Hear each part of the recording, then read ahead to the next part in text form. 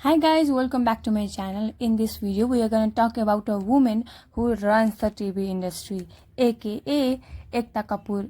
अगर हम एकता के बैकग्राउंड और बचपन की बात करें तो her father Jitendra was superstar of his time. So we can say Ekta और उनके भाई तुषार का चाइल्डहुड बहुत कंफर्टेबल और लेविश वे में बीता। She studied in Scottish school of Bombay and then graduated from Mithibai college. Ekta को अपने लाइफ में कुछ बनना नहीं था। शी हैड नो एम्बिशन और अपने दिन वो अपने दोस्तों के साथ पार्टी करके बिताती थी। But after college her father said, मैं यहाँ तक कड़ी मेहनत और एक एक कदम चढ़ के आया हूँ, तुम्हें भी अपने पैरों पे खुद खड़े होने की आदत डालनी पड़ेगी। With that she faced a lot of pressure from her family वालों को दिखाने के लिए एकता ने एक एड एजेंसी ज्वाइन कर ली। लेकिन सच बात तो यही था कि उसको ये जॉब ज़्यादा सीरियस नहीं लगता था और एकता खुद ही उस जॉब को सीरियसली नहीं लेती थी। घर से फटकार मिलने के बाद उसे थोड़ा वक्त और स्पेस चाहिए था, इसलिए उसने इस काम को सिर्फ एक कैजुअल तरीके से लिया। इसी बीच जितेंद्र को एक बड़ा मौका मिला। London based TV channel TV Asia के लिए कंटेंट बनाने का ऑफर उन्हें दिया गया। जितेंद्र ने अपने पार्टनर्स के साथ मिलकर एक प्रोडक्शन कंपनी स्टार्ट की थी और उन्होंने इस प्रोडक्शन की पूरी जिम्मेदारी एकता को दे दी। उन्हें लगा कि उनके पास पहले से ही प्लेटफॉर्म अवेलेबल था, अब बस उन्हें काम शुरू करना था। सेटअप का काम शुरू हो चुका था और उन दिनों एकता कपूर अमेरिकन सीरियल्स बहुत देखती थी। इसी वजह से उनमें काफ़ी कॉन्फिडेंस था कि ये काम वो इजीली बहुत अच्छे तरीके से हैंडल कर लेंगी। उन्हें लगता था कि उनका विजन और अंडरस्टैंडिंग बिल्कुल क्लियर है।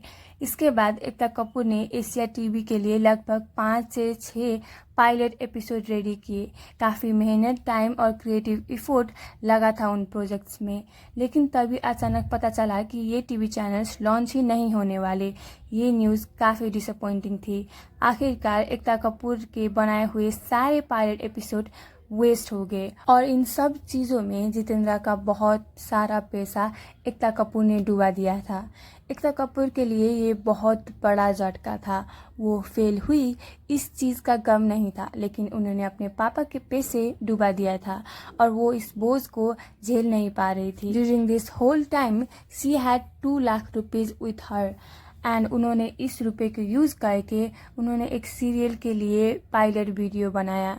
तब उनके पास ऑफिस लेने के भी पैसे नहीं थे।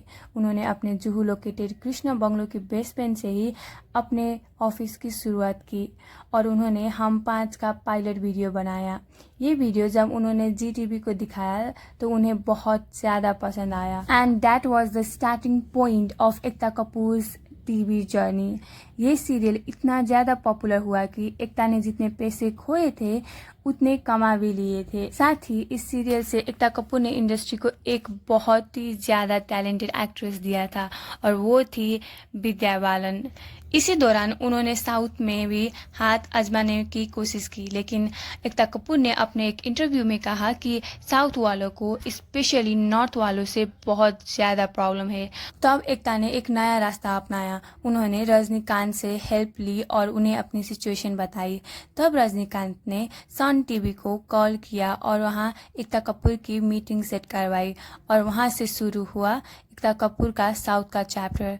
उस टाइम उन्होंने एक सीरियल बनाया कुटुंबम, जिसे बाद में 1999 में घर एक मंदिर के नाम से हिंदी वर्जन में बनाया गया। उसके बाद 1997 में कुछ ऐसा हुआ कि एकता कपूर ने ऑलमोस्ट डिसाइड कर लिया था कि वो ये इंडस्ट्री छोड़ देगी। एक्चुअली उस टाइम एकता कपूर ने एक सीरियल पे काम किया था और जिसमें उन्होंने 1 करोड़ रुपए लगा दिया था, लेकिन उस टाइम किसी भी चैनल से सीरियल के लिए अच्छी रेट ही नहीं मिल रही थी। इनफैक्ट जो रेट एकता कपूर ने कोट किया था उससे बहुत ज़्यादा कम रेट उन्हें मिल रही थी। तब उन्होंने अपनी मॉम शोभा कपूर से एडवाइस ली और शोभा कपूर ने उन्हें इंसिस्ट किया कि तुम थोड़े टाइम इस सीरियल को कंटिन्यू करो, कुछ टाइम बाद इसकी रेट अच्छी मिल जाएगी। एकता कपूर को इस सीरियल के कारण हर दिन 2 से 6 लाख रुपए का नुकसान हो रहा था, लेकिन फिर भी उन्होंने अपनी मॉम के कहने पर थोड़ा टाइम इंतज़ार किया और उसका रिजल्ट भी मिला। जो रेट वो मांग रही थी उससे काफ़ी ज़्यादा रेट उन्हें ऑफर हो गई और फाइनली उनका सीरियल चल पड़ा। वो सीरियल था इतिहास। इसी टाइम एकता कपूर ने के से एक सीरियल बनाया, कन्यादान। इस सीरियल को थोड़ा ठीक ठाक रिस्पॉन्स मिला और तभी से एकता कपूर का के अंदर कॉन्फिडेंस आ गया। अब इसी टाइम उन्होंने के नाम से और भी सीरियल्स बनाने शुरू कर दिए, कुंडली, कास्टी, कोशिश एक आशा। और इसके बाद 2000 में एकता ने एक ऐसा सीरियल बनाया जिसने टीवी इंडस्ट्री को ही बदल दिया और वो शो था क्योंकि सास भी कभी बहू थी। इस शो ने हमें कई बेहतरीन एक्टर्स दिए, जिसमें से एक है स्मृति ईरानी जो कि एक मिनिस्टर रह चुकी है। और अगर बात करें दूसरे स्टार्स की तो वो है रोनित रॉय। रोनित रॉय को एकता कपूर ने तब चांस दिया था जब वो इंडस्ट्री में फेल हो चुके थे और बड़े बड़े स्टार्स सिक्योरिटी और बॉडीगार्ड्स का काम कर रहे थे। तब एकता ने रोनित रॉय को इस सीरियल में कास्ट किया और उनकी इमेज ही बदल दी। इनफैक्ट रोनित रॉय आज भी एकता कपूर को बहुत मानते हैं और कभी भी अपनी सक्सेस का क्रेडिट देना हो तो एकता को ही देते हैं। इसके साथ एक और शो लॉन्च हुआ, कहानी घर घर की। ये दोनों ही शो टीआरपी के शो थे और इन दोनों ही शो ने एकता कपूर को इंडस्ट्री में वो पोजीशन दे दी जिस पर वो आज तक कायम है। ये दोनों ही शोज एकता कपूर ने स्टार प्लस के साथ किए थे और 7 सालों तक ये शो चलते रहे। ये अब लॉन्गेस्ट रनिंग डेली सोप में से एक है, लेकिन स्टार प्लस के साथ ये लंबी पार्टनरशिप एक पॉइंट के बाद टूट गई और तभी एकता कपूर को फिर से सेटबैक लग गया क्योंकि वो एक ही चैनल के भरोसे अब तक चल रही थी। जब स्टार प्लस के साथ उनकी पार्टनरशिप टूटी तब उन्होंने एक्सपांड करना शुरू कर दिया और एकता कपूर को एक्सपांड करने में ज़्यादा दिक्कत नहीं हुई क्योंकि 7 सालों से जो कंटेंट वो लोगों को दे रही थी, लोगों को उनकी आदत सी हो गई थी। अब दूसरे चैनल्स भी एकता कपूर के कंटेंट के डिमांड करने लगे थे। इसके साथ ही अब उन्होंने डिसाइड कर लिया था कि वो सिर्फ टीवी पर डिपेंडेंट नहीं रहेंगी, अब वो फिल्म्स में भी वेंचर करेंगी। वैसे इससे पहले भी एकता कपूर फिल्म्स प्रोड्यूस कर रही थी, लेकिन वो को प्रोड्यूसर थी और फिल्म्स में इतना ज़्यादा फोकस नहीं करती थी। इस टाइम उन्होंने कुछ फिल्म बनाई, क्यों मैं झूठ नहीं बोलता, Krishna cottage, shoot out at Wadala. लेकिन 2007 और 2008 आते आते उन्होंने डिसाइड कर लिया था कि वो फिल्म्स में भी फुल टाइम काम करेंगी। 2010 में आई फिल्म लव, सेक्स और धोखा। जब एकता कपूर इस फिल्म में काम कर रही थी तब लोगों ने कहा तुम टीवी पे चल रही हो, फिल्म्स में डिफरेंट काम होता है, फिल्म्स अलग तरीके से बनती है, ये कोई सास बहू सीरियल नहीं है कि फटक से बन जाए। तब एकता का काफ़ी फन बनाया गया था, लेकिन उनकी इस फिल्म को काफ़ी अच्छा रिस्पॉन्स मिला। इसके बाद उसी साल उनकी फिल्म आई once upon a time in Mumbai और इस फिल्म को भी बहुत अच्छा रिस्पॉन्स मिला। एकता कपूर ने खुद अपने इंटरव्यू में बताया कि वो टीवी को भी बैलेंस करके चलती है। साथ ही अगर फिल्म्स की बात की जाए तो वो कोशिश करती है कि कम से कम 5 फिल्म वो साल में दे। और वेब सीरीज में भी एकता कपूर का ALT बालाजी काफ़ी अच्छा काम कर रहा है। बात करें अगर बॉलीवुड एक्टर्स की, विद्या बालन, सुशांत सिंह राजपूत और प्राची देसाई की, तो ये एकता कपूर की ही कंट्रीब्यूशन है। इन्हें फिल्म इंडस्ट्री में पहला चांस एकता कपूर ने ही दिया था। वही अगर बात करें एक्टर्स लाइक रोनित रॉय, स्मृति ईरानी, श्वेता तिवारी, राजीव खंडेलवाल और साक्षी तन्वर की, तो ये बेहतरीन एक्टर्स भी एकता कपूर के ही देन है। नो डाउट एकता कपूर ने काफ़ी लोगों को चांस दिया है, लेकिन ये बात भी रॉन्ग नहीं है कि एकता कपूर ही वो है जिनके साथ सबसे ज़्यादा फाइट्स होती है। कई ऐसे एक्टर्स हैं जिन्हें एकता ने चांस दिया, लेकिन एक टाइम के बाद उन एक्टर्स ने एकता के साथ काम नहीं करने की कसम खा ली। स्मृति ईरानी, राजीव खंडेलवाल, रोनित रॉय और पुलकित सम्राट तो एकता कपूर के अगेंस्ट में कोर्ट तक चले गए थे। एकता कपूर अपने कंटेंट को लेकर जितनी फेमस है उतनी ही ज़्यादा फेमस है अपनी कंट्रोवर्सीज़ के लिए। वो अपनी जर्नी में अलग अलग टाइम पर अलग अलग कंट्रोवर्सीज़ का हिस्सा रह चुकी है।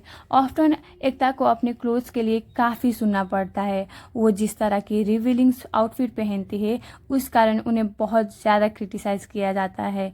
उन्होंने अपने हाथों की सभी उंगलियों में रिंग्स पहनी हुई है और कुछ उंगलियों में तो डबल रिंग्स है। हाथों में बड़े बड़े ब्रेसलेट्स है और उनके लिए यहाँ तक कहा जाता है कि जब भी उनके साथ कोई डायरेक्टर और प्रोड्यूसर काम करने के लिए आता है तो वो इंटरव्यू से पहले उनकी कुंडली देखती है। हालांकि एकता ऐसी बातों को रूमर्स बताती है। 2018 में एकता कपूर एक बार फिर हेडलाइंस में आ गई अपने एक कंट्रोवर्शियल क्लॉज को लेकर। एकता कपूर ने अपनी एक वेब सीरीज़ के लिए एक्ट्रेस के साथ ऐसा क्लॉज साइन करवाया जिसे इंडस्ट्री में आज तक किसी ने नहीं करवाया था और वो क्लॉज था न्यूडिटी क्लॉज। और ये क्लॉज एकता कपूर ने इसलिए साइन करवाया था क्योंकि ऑफ्टन ऐसा होता था कि जब एक्टर्स को स्टोरी बताई जाती थी, जब उन्हें साइन किया जाता है वो हर चीज़ के लिए येस कह देते थे, लेकिन जब इंटीमेट सीन्स करने की टाइम आता था तब एक्टर्स पीछे हट जाते थे। इसलिए इस बार अपनी XXX वेब सीरीज़ के लिए एकता कपूर ने एक्टर्स को वो न्यूडिटी क्लॉज साइनिंग के टाइम पर ही साइन करवा दिया ताकि आगे जाके एक्टर्स बैकआउट ना करे।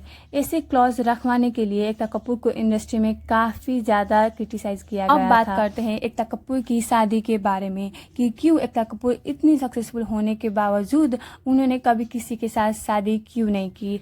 एक टाइम पर तो ऐसी भी न्यूज़ आई थी कि एकता कपूर और करण जौहर शादी करने वाले हैं क्योंकि दोनों में बहुत सारी सिमिलैरिटीज़ है, दोनों सक्सेसफुल है, दोनों नेपो बेबीज़ है, दोनों ने ही लंबे टाइम से शादी नहीं किया था।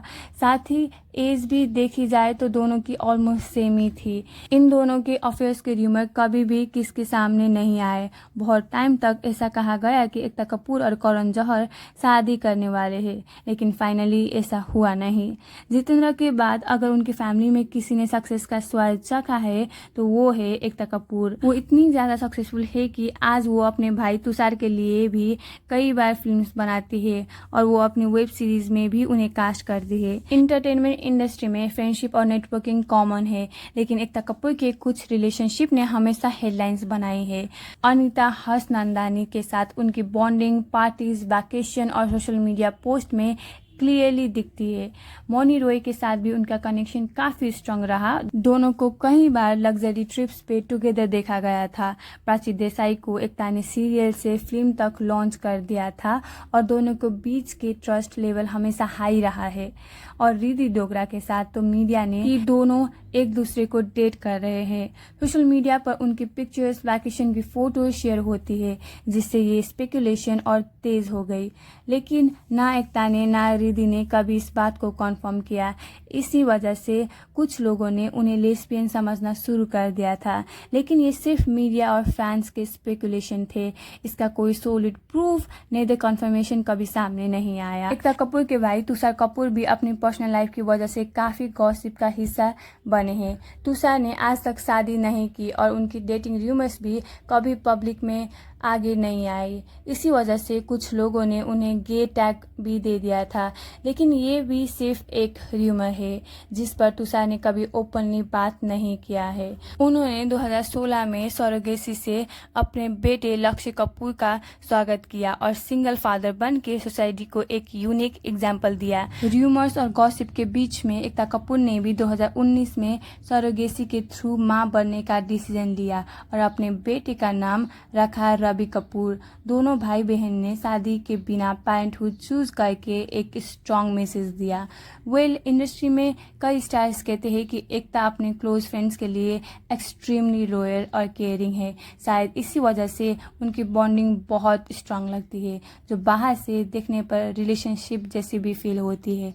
तो ये थी एकता कपूर की कहानी, ग्लैमर, गॉसिप, पेरेंटहुड और उनका पूरा journey. This much for today. Thank you so much for watching and let me know what's your opinion on everything that's being said in this video. And don't forget to subscribe to Gossip Girly and I will meet you next time with hot spilling tea. Bye bye.